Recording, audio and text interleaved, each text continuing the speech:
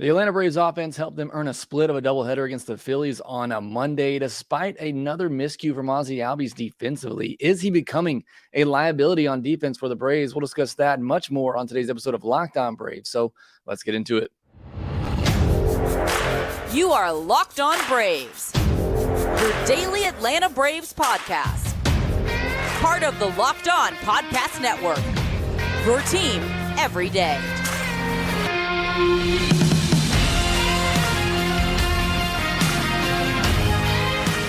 Hey, and welcome back to Locked On Braves, part of Locked On Sports Atlanta, where we cover your favorite Atlanta sports teams each and every day. I am your host, Jacob Mastriani. You can follow me on social media at ShortstopBall. Also, make sure you follow the podcast there at LockedOn_Braves. Send in any questions, comments, or feedback that you have for the podcast. Always enjoy hearing from you, the listener, and letting me know how I can make this show even better for you and more interactive. And speaking of which, you can do so over on YouTube, where you've been killing it, not just with the views, but in the comments as well, enjoying the discussions there. If you're new on YouTube, hit that subscribe button. We're so close to 7,000 subscribers there. Also, if you're watching this video, hit the thumbs up button as well, as it does help support the show, I promise you. Thank you so much to all our everydayers out there, those who make Locked On Braves their first listen of each and every day, or whether you just listen every day. Would like for us to be your first one, but even if you just listen every day, I appreciate that. Chris Leclerc, Robert Blackman, David Searles, let me know on the last podcast that they're everydayers. And I know there's some of you out there who maybe aren't everydayers, but I see you in the comments section every day, and I really do appreciate it so much, all the comments every day, and continuing the discussion down in the comment section on YouTube. So please continue to do that, as I do enjoy reading those comments. Today's episode is brought to you by Gametime. Download the Gametime app, create an account, and use code LOCKEDONMLB for $20 off your first purchase. Last minute tickets, lowest price guaranteed.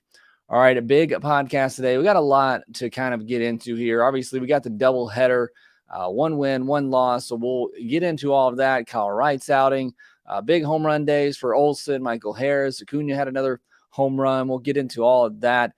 And then in our Taco Tuesday segment, I'm going to focus on defense, and specifically Ozzie Albies, and whether or not he's becoming a defensive liability for the Braves. So we'll get into all of that. It's not an easy decision. I'm not going to sit here and tell you one way or the other how the Braves should handle that, but I think it is a discussion that's worth having at this point, especially as you get towards the postseason and all the little things really add up. But let's start with the doubleheader.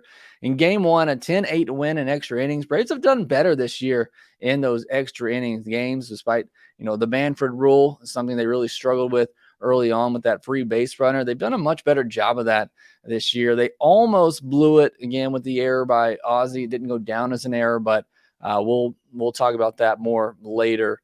Offense to the rescue, as they've done a lot this year. Big hits by Kevin Pillar and Orlando Arcia in that 10th inning. Is just, we talked about it on the postcast, again, over on Locked On Sports Atlanta on YouTube, or on your Locked On Braves podcast feed, where you can get that postcast with me and Grant McCauley. But we talked about the fact these guys who just don't play for weeks and can come off the bench, whether it's Pillar, Nikki Lopez had a couple of hits in the second game, and they come off the bench and just are ready to perform. I mean, that is just, that's huge. And I think it speaks a lot about the character of those guys, the work ethic of those guys, and the coaching staff to keep them mentally prepared and engaged in the game, knowing they may not play for an entire week or weeks at time on this Braves bench, with how often the Braves starters post every single day.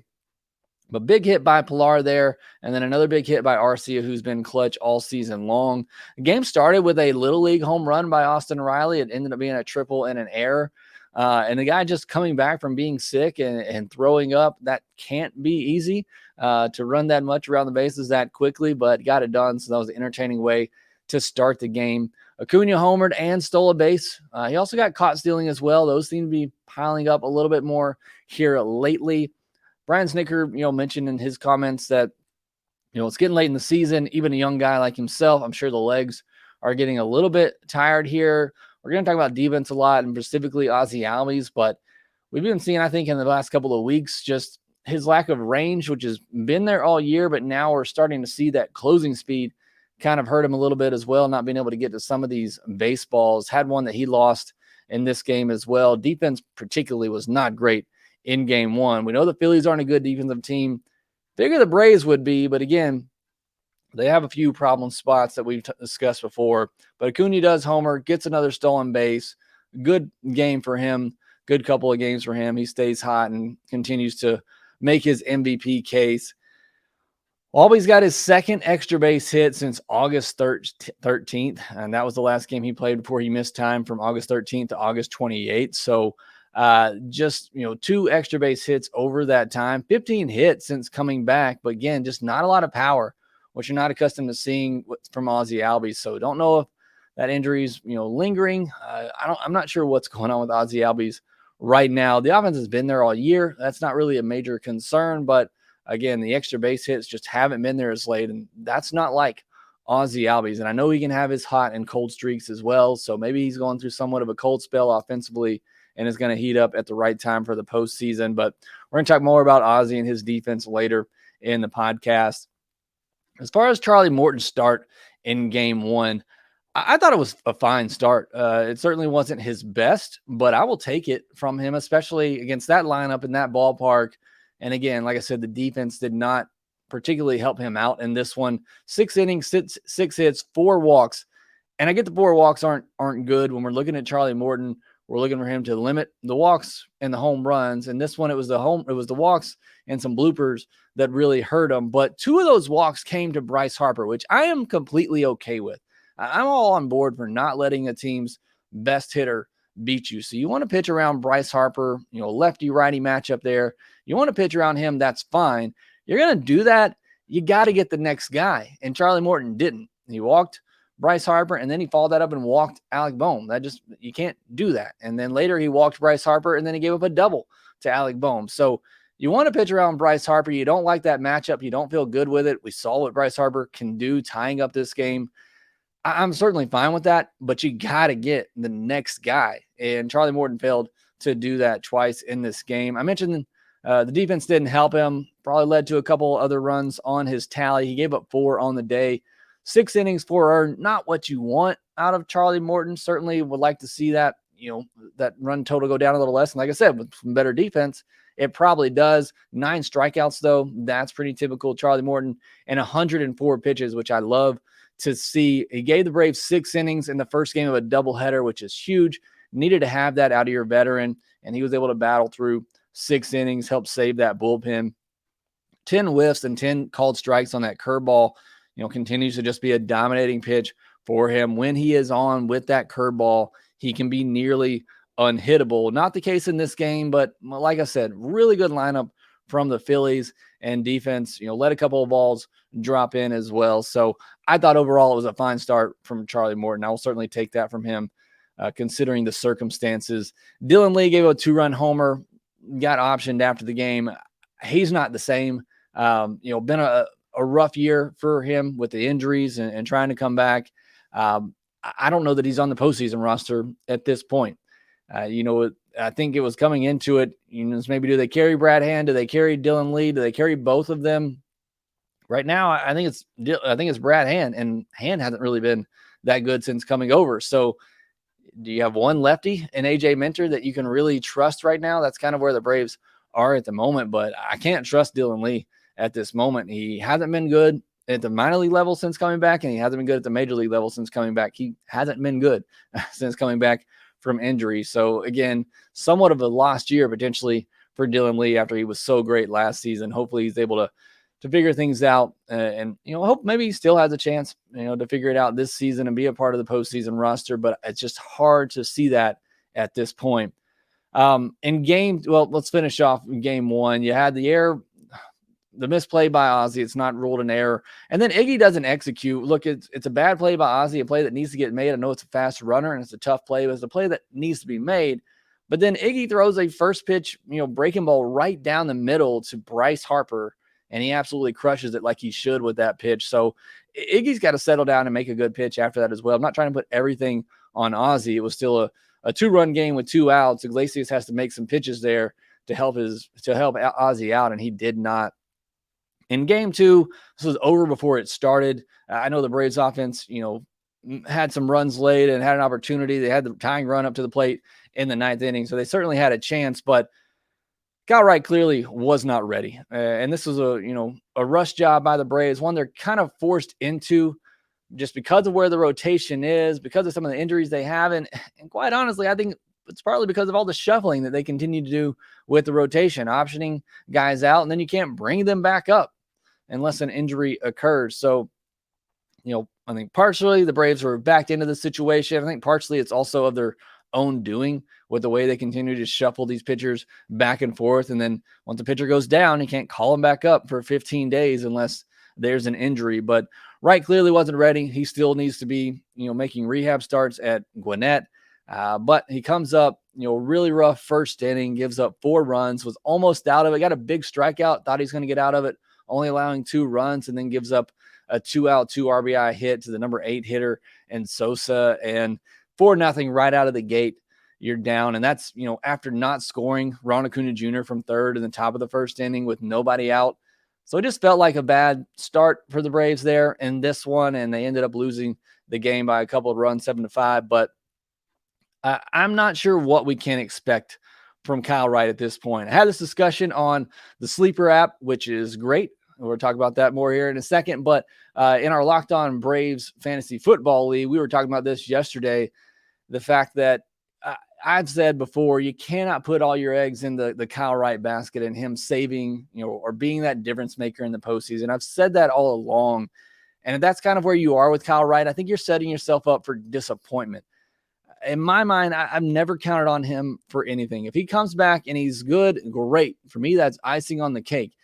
For me, I'm looking at Max Fried and Spencer Strider specifically. They have to be the dominant versions of themselves that they can be. And it's Charlie Morton just honestly being what he was on Monday. Maybe a little bit better. Like I said, 6 innings, 3 earned. You'll take that from any starter with this Braves offense. And if Charlie Morton can be that and Max Fried and Spencer Strider be their dominant selves, I feel very good about the Braves' chances. If Kyle Wright comes back and is anything like he was last year, again, to me, that's icing on the top. But I'm not expecting that. And I don't know what you can expect from Kyle Wright at this point. And, 4 starts from him now we've seen one really good where he has his command, one really bad where he just couldn't locate anything, one really good, and now another one really bad. This one coming at the major league level against a very good lineup in a hitter-friendly ballpark. So is he going to have enough time to prove that you can trust him? That's my question with Kyle Wright at this point. Does he have enough time to prove that with just a couple of weeks left in the regular season? You're up to 60-plus pitches now.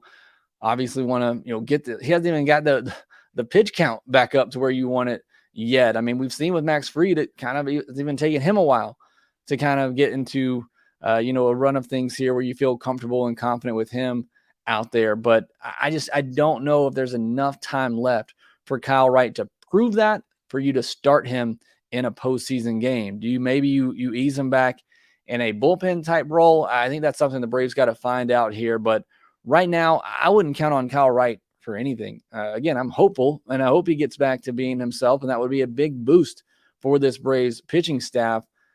But again, it's not enough time in my mind for Kyle Wright to really get to a point where you can trust him.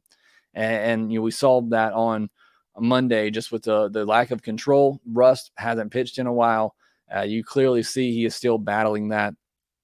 In relief of him, Steven Jackson making his return was great. Pierce Johnson as well. They gave this team a chance, limiting them to just 1 run the rest of the way. So great job by those guys. Michael Harris, he homers in both games. He's 4 away from a 2020 season.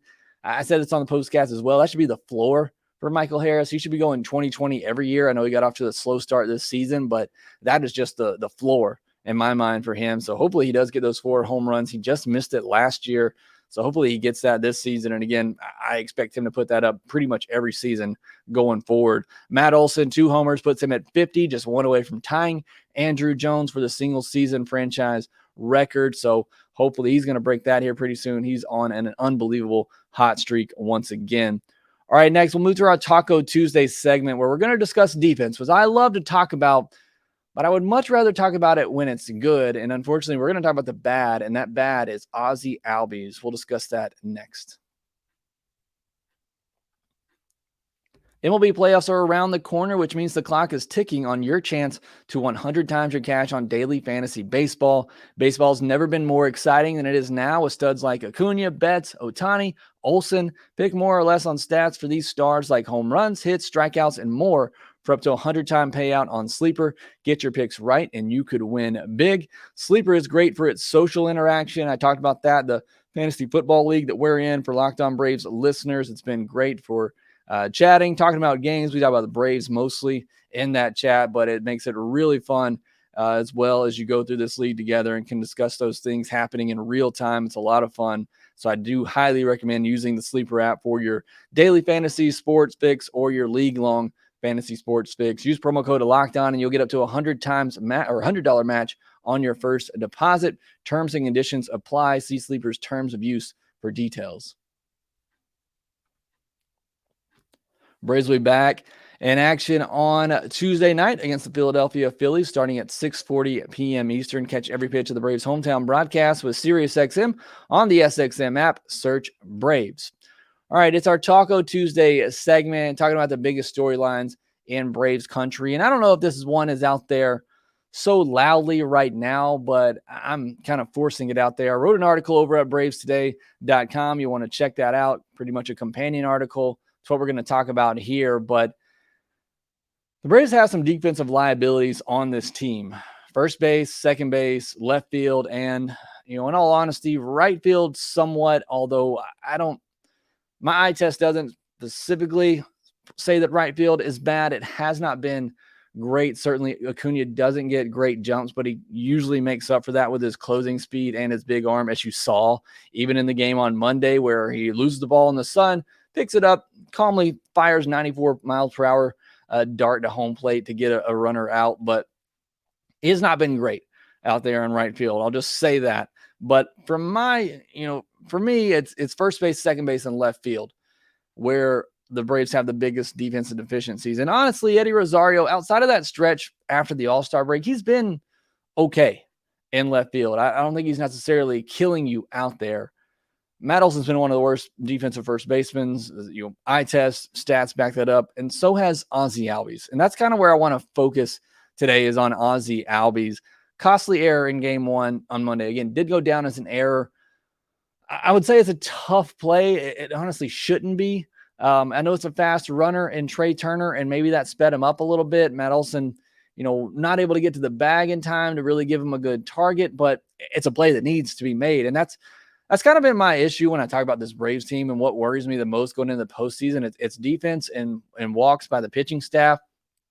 And on defense, it's more so, it's not errors, and they haven't been giving out a lot of errors this year. In my mind, that play on Ozzie's got, I don't know how it's not an error, but it's the plays that just should be made that aren't made. It's not the overly spectacular top 10 highlight plays. It's just the plays that could be made that aren't made. And maybe they don't go down as an error, but they probably should be.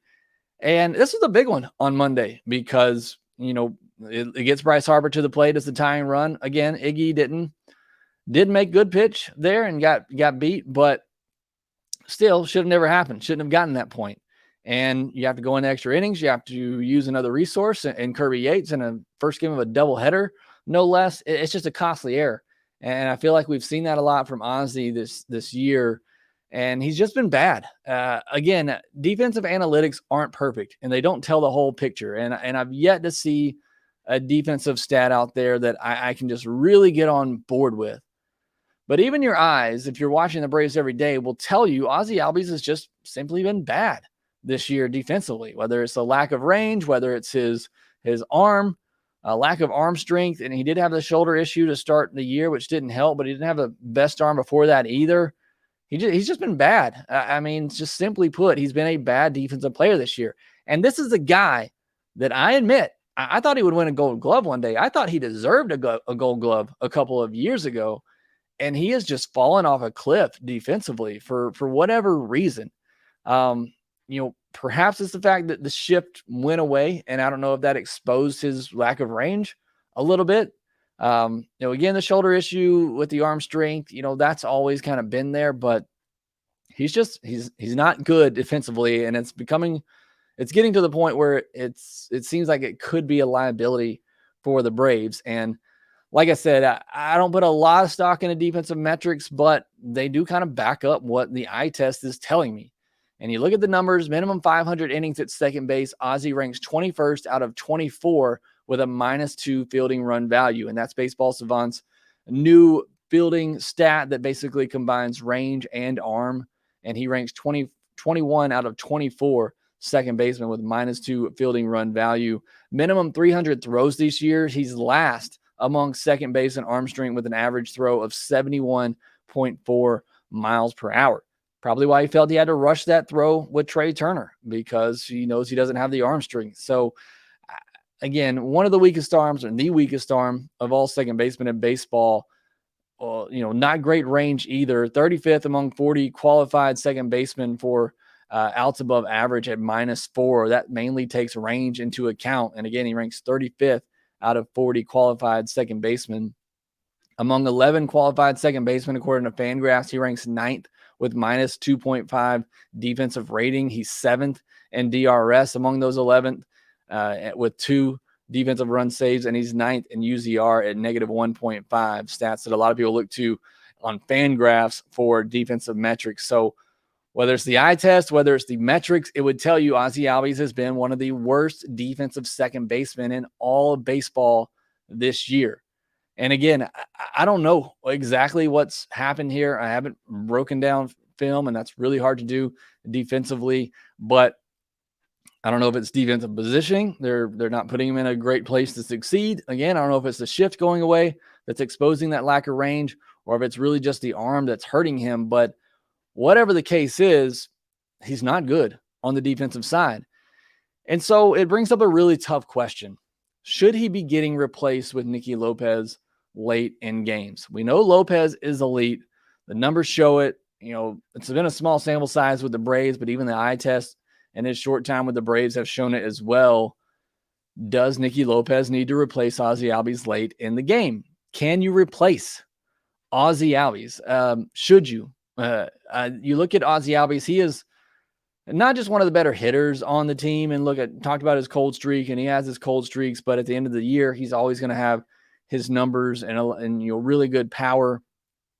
He's also the leader of this team in my mind, or at least one of the leaders. How does that look in the clubhouse? How does Ozzie Albies, and I'm not saying he's a prideful person, but I got to imagine that would, hurt and sting a little bit if you're taking him out late in games, because you don't, that shows and tells the world that you don't think he's good defensively, even though everything we see tells us he's not good defensively. But still, I think you have to consider the impact on the team and the clubhouse if you do that. If you're taking out one of your leaders late in the game, in the most crucial spots of the game, you're taking out one of your team leaders. He's also your number 2 hitter. And maybe it's time to talk about that changing again. And maybe Michael Harris needs to stay in that number 2 spot, especially against right-handed pitchers. But he's your number 2 hitter. If you take him out, you potentially have Lopez batting second in your order in what would be the biggest spot of the game, late in the game, or if it goes to extra innings. That's not ideal either. Does having Lopez at second base defensively late in the game give you a better chance at winning that game? You can say the same about Pilar or Rosario, which should be a no-brainer in my mind. Again, it's not that Rosario is awful out there. Pilar is just better. And having Pilar out there late in the game defensively gives the Braves a better chance to win. It takes away, an opportunity maybe for a bloop hit to get in. And I think if you're just asking the question, does having Lopez at second base defensively late in a game give you a better chance at winning that game? I got to think it does. So what would you do? I want to know your response to this in the comments below. What would you do? Do you think the Braves should put in Nikki Lopez defensively as a defensive replacement for Ozzie Albies late in the game? And perhaps it depends on the situation. If Ozzie just hit in the bottom of the 8th or the top of the 9th, and you got a close lead, 1-2 run lead, then maybe it makes more sense. Because then even if the other team does tie it, you're still, you don't have Nikki Lopez coming up that inning. Again, I don't know. I don't know the right answer to this. It's tough. And I think I think the reason it's tough is because of who it is, and it is Ozzie Albies, and he is a team leader. And I know that probably shouldn't factor into it when we're talking about what gives you the best chance to win a game, but it is Ozzie Albies, and it makes it a lot more difficult in my mind to take him out of the game when he's one of your big leaders. Look, Snicker, and I'm assuming the front office is in on this as well. They hardly ever take out Rosario for Pilar, and what I think is the most obvious defensive replacement situation. So I can't see them taking out Ozzie for Lopez, but I think it's a conversation, like I said, that needs to be had. And hopefully it's something Ozzie can work on in the offseason, because like I said, he's been really good on defense before. Maybe the injuries have kind of held him back a little bit there, but it's been quite the drop-off. He's gone from being, a Gold Glove finalist to one of the worst defensive second basemen in all of baseball. So you get in the postseason, all these little things matter, and having, a play like that on Monday not get made, a play that I feel like Nikki Lopez probably makes pretty easily, could be the difference in winning and losing a postseason game. So I think it's something that you really have to think about as we go down the stretch here, but not an easy decision. I'm not going to sit here and tell you what's the right or wrong one here, but I would love to hear what you think and what the Braves should do in these situations going forward. Speaking of going forward, we'll talk about game 3 of this series happening on Tuesday night, a great pitching matchup between Max Fried and Zach Wheeler. We'll discuss that next. Buying tickets to your favorite events shouldn't be stressful. Gametime is the fast and easy way to buy tickets for all sports, music, comedy, and theater near you, with killer deals on last-minute tickets and their best price guarantee. You can stop stressing over the tickets and start getting excited for all the fun you're going to have at your next event. Hopefully that's a Braves game. I've used Gametime to go to a couple Braves games this year, and it's gone smoothly. The interface for Gametime is very easy to use. It's been just a simple process to use Gametime. They got those flash sales, last minute ticket deals that are great to look at as well. Download the Gametime app, create an account, use code LOCKEDONMLB for $20 off your first purchase. Terms apply. Again, create an account, redeem code LOCKEDONMLB for $20 off your first purchase. Download Gametime today. Last minute tickets, lowest price guaranteed. Braves and Phillies will match up again on Tuesday night starting at 6:40 p.m. Eastern. Catch every pitch of the Braves' hometown broadcast with SiriusXM on the SXM app. Search Braves. I got several roster transactions to talk about with the doubleheader on a Monday. Before we do that, though, Matt Olson was named the Player of the Week. The Braves tied an MLB record for the most players being named Player of the Week in a season. Just telling you, again, how great this team has been this season, but congratulations to Matt Olson. Kyle Wright was returned. As we know, Dylan Lee was optioned. We talked about that. I don't know what the future holds with him, at least for this season for the Braves. Daysville Hernandez was transferred to the 60-day injured list to make room on the 40-man roster. So was Michael Soroka as well, which means he's going to continue to get big league service time, so the Braves will not gain that extra year of control over him. Jackson Stevens was returned. We talked about that as well. He pitched good in his first outing, and Winans was option, even though he pitched pretty good the other day, but Braves needed some more arms, so they continue to shuffle out these fifth starters as they option Winans. Game 3 between the Braves and Phillies on Tuesday night.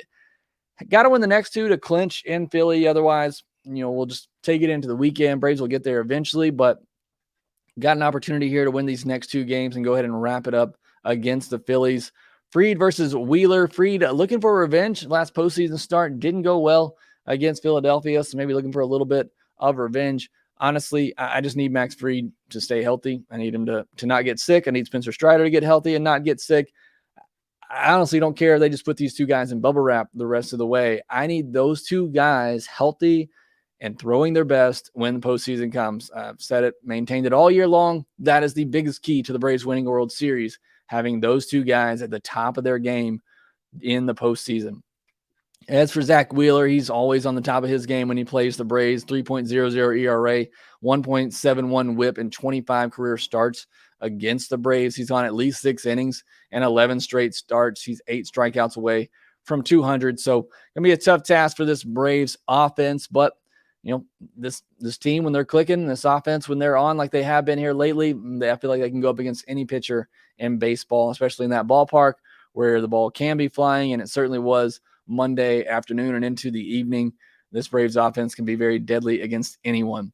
Again, it's the Braves and Phillies on Tuesday at 6:40 p.m. Eastern. It's Max Fried versus Zach Wheeler. Catch every pitch of the Braves hometown broadcast with SiriusXM on the SXM app. Search Braves. That will do it for this episode of Locked On Braves. Thanks so much for making us your first listen of each and every day. Hit that subscribe button. Hit that like button. Subscribe to the Locked On Braves podcast wherever you get your podcasts. Follow us on the social medias at shortstopball and at LockedOn_Braves. And we will talk to you next time.